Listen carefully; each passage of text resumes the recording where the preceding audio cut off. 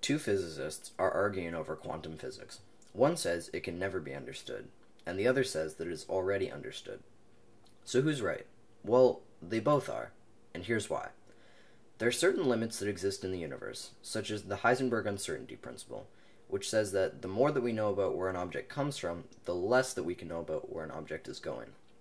There are also four fundamental concepts: intrinsic randomness, which says that individual results are random; wave-particle duality, which says that quantum objects act like waves and like particles; measurement disturbance, which says that measuring an object alters the reality of it; and uncertainty, which says that there are limits to what can be known.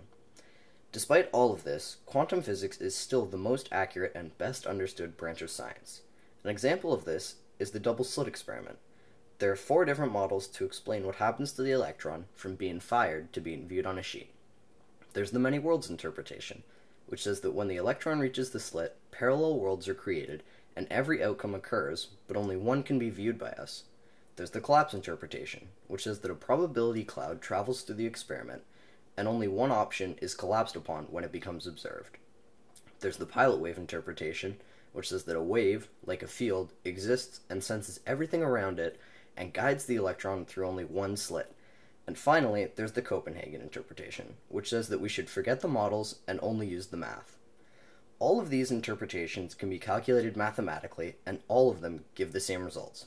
In fact, quantum physics can be accurate up to 15 decimal places. We just can't conceptualize what goes on unless you consider math to be your diagram. This is how quantum physics is the most accurate and the least understood branch of science.